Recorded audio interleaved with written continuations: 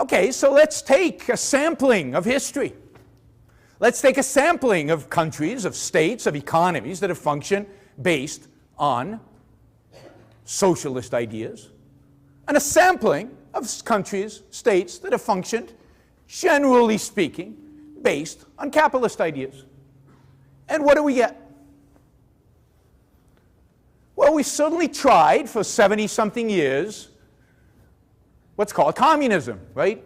You could argue an extreme form of socialism where the state really owns everything.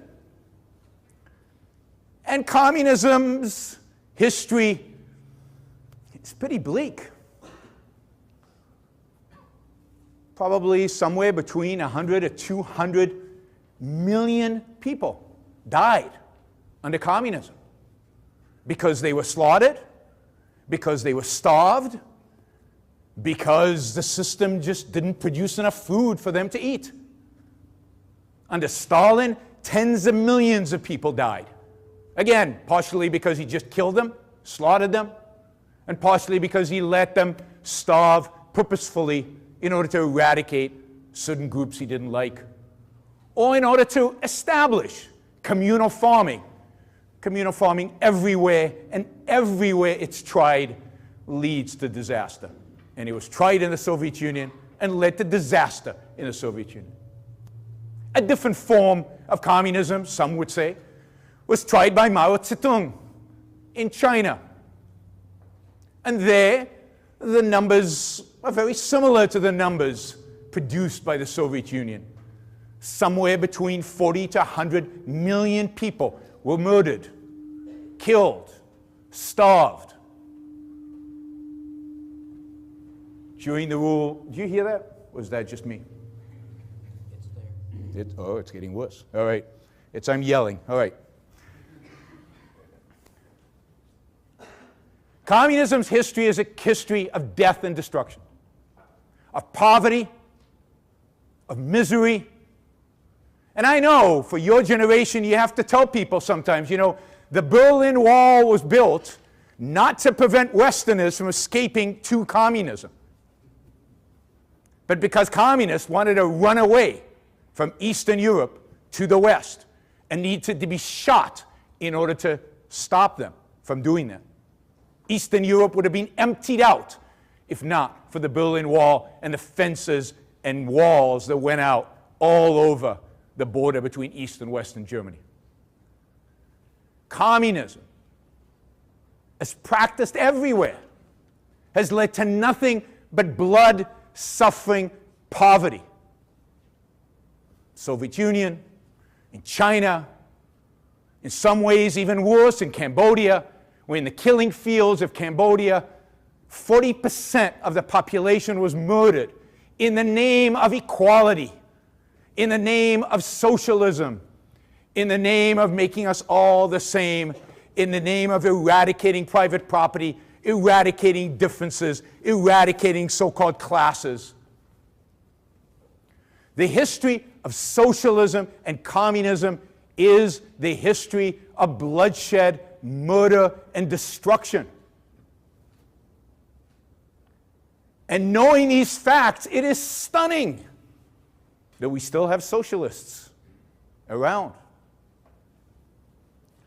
Now, that is one variation, you would say. But every variation of socialism has resulted in a similar outcome. Maybe not as much blood, but certainly poverty. Right now, we're living through an experiment in South America of socialism. There's a country in South America. They used to be the richest country in Latin America. On a per capita basis, by far, the richest country in Latin America. It is a country that has more oil reserves than Saudi Arabia. It should be a rich country. It was a rich country. And yet, because of socialist policies over the last 20 years, it has become, today, the poorest country in Latin America. Babies are starving, dying of starvation. There are no pets in Caracas, no cats and dogs anywhere in Caracas, because they've eaten them all. The zoos were emptied and the animals there eaten. Middle-class kids like you are dumpster diving to find food. This is a country that has more oil reserves than Saudi Arabia. This is a country that has some of the most fertile land in Latin America. And yet, that land was collectivized 20 years ago, turned into collective farms, and is producing nothing today. And people are starving. Same result, same system, always happens. Now, Latin America is interesting because not far from Venezuela is another country. They used to be the poorest country in Latin America on a per capita basis. Also has some natural resources, nowhere near as rich as Venezuela. But over the last 20 years, has implemented economic policies that are the reverse of Venezuela. They privatized everything, or as much as they could. Not quite pure capitalism as I would like it, but in that direction. And over the last 20 years, this country has become the richest country in Latin America. Shocking, isn't it? And that country is Chile, which adopted relatively free market policies and as a consequence done fantastically well from an economic perspective. Now, that shouldn't surprise us, because the flip history of socialism is the history of capitalism. How many people were poor, you think? Like poor, like UN level poor, the way the UN defines it. $3 a day or less. I don't know how many of you live on $3 a day. I assume nobody.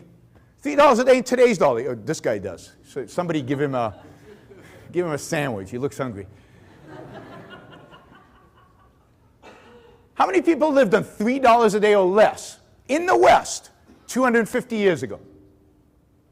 What percentage of the population? Anybody? How much? 50. Anybody want to challenge the 50? 90. Much closer to 90. Over 90%. Whoa. Over 90% of people 250 years ago lived basically on less than $3 a day. They were subsistence farmers. They grew the food, they ate it. Some lived in the cities and were workmen. Life expectancy, anybody know what life expectancy was 250 years ago? Yeah, 39, something like that. I'd be dead. Most of you are middle age already, right? It sucks. 39 life expectancy sucks big time. But that's what life was. That's what life was. Not that long ago from an historical perspective. 250 years, not a long time. And yet, here we are, sitting in a beautiful auditorium, comfy. You guys are definitely considered young. Even I sometimes think I might be young, right? You might all live to be 100. Life expectancy, if you stay away from opioids, is pretty sweet in the US. It's pretty long, right? And all of this has happened in 250 years. Nothing like this has ever happened in human history. Because that $3 a day where 90% lived, that was pretty much human history going all the way back 10,000 years. We basically didn't improve our living standard that much over 10,000 years. And then suddenly in 250 years, wham, it went through the roof. How did that happen? Well, sometime in the late 18th century, and the founding of America is an important part of this, people were granted, if you will, freedom. They were left alone. The state started protecting property rights, recognizing property rights, and leaving people alone to flourish. And people did. They went out and they did what they wanted to do, and they created businesses. Some of them became entrepreneurs.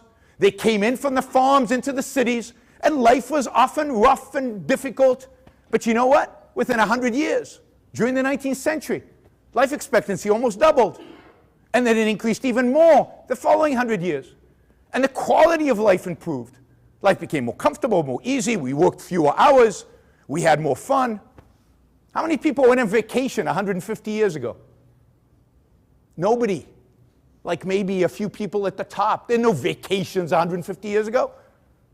Today, wow, if you don't, like in Europe, if you don't get 6 weeks of vacation, you start a revolution. But that's because we're rich. We're unthinkably rich in comparison to where we were 250 years ago. Nobody 250 years ago could imagine us being as rich as we are today.